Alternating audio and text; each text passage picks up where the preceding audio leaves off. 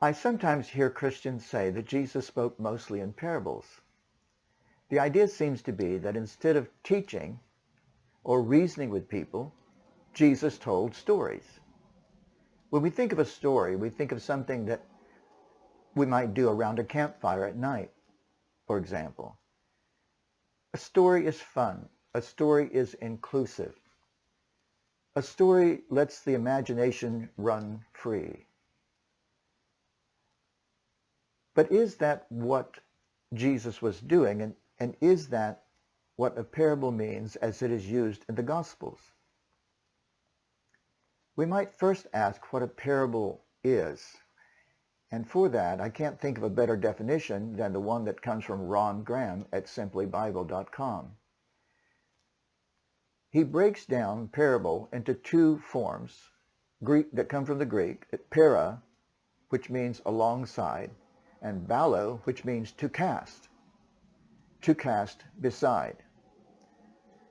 So, to cast beside what? Well, Ron Graham says that the parable is something that is cast alongside a teaching. The teaching is what we may not be familiar with.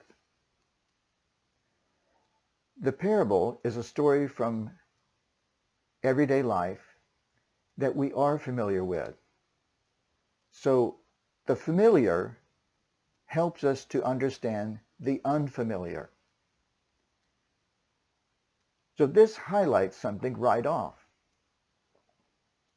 That when Jesus gave parables, he was telling a story, yes, but he was also taking something we're familiar with in order to drive home something we were not familiar with. What was behind the story was something he wanted to teach. There was always a doctrinal aim to the stories that Jesus told.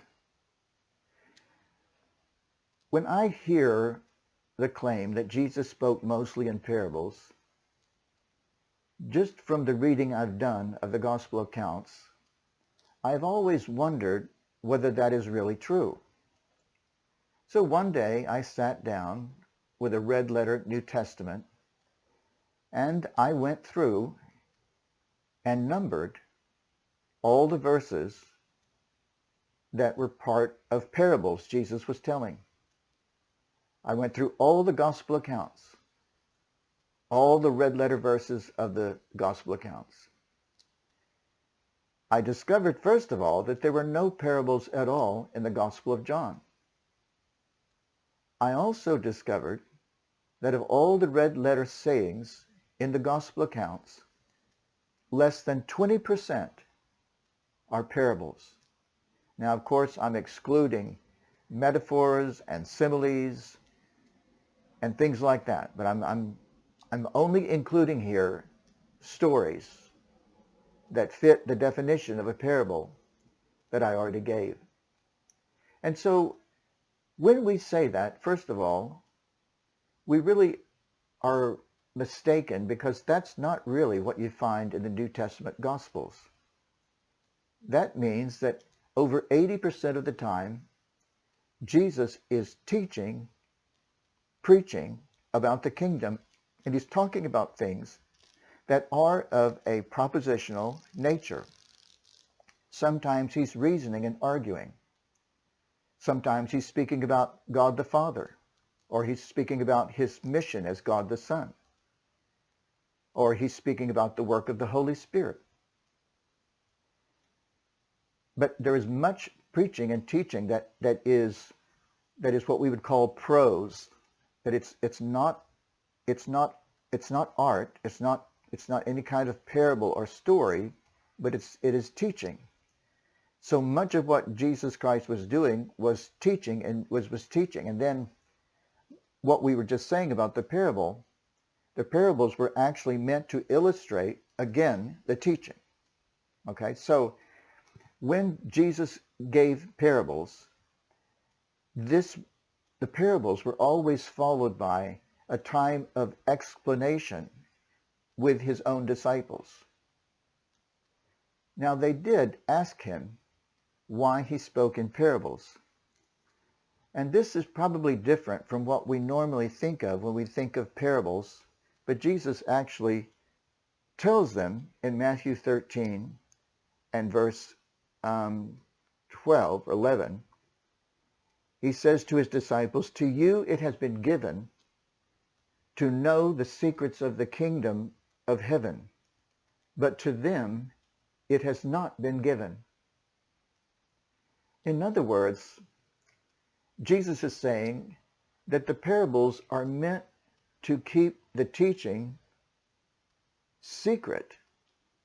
Okay? In other words, without an explanation of what the parables mean, without the doctrinal context, the parables were a way of actually keeping people in the dark because the truth was not for them. And Jesus refers to what something Isaiah said that occurs repeatedly in the New Testament scriptures. It's where he says, having eyes to see, they don't see. Having ears to hear, they don't hear. When he says that, he is saying that people are under divine judgment, that they don't understand. They haven't been given the ears to hear or the eyes to see. Understanding simply has not been given to them. So instead of thinking of parables as being sort of inclusive, where we're all sitting around the campfire and having a good time telling stories, a parable actually is a sign of judgment. It's a sign that not everyone received the good news of Jesus. Not everyone was open. And so the parable kept them at a distance. It protected the treasure of the gospel from those who really did not have a heart to receive it. So when we think about Jesus Christ, why he came, and what he was doing, it's really important that we realize that there is doctrine, there is reasoning, there are things that he is saying to disclose who he is and who his Father is.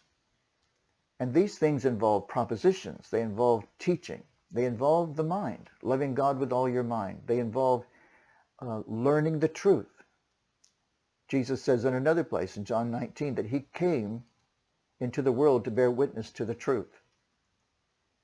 So in our recognition that the Lord employed stories, it's important also for us to recognize the great value he placed upon teaching and people learning and using their minds so that they could grasp the kingdom of heaven.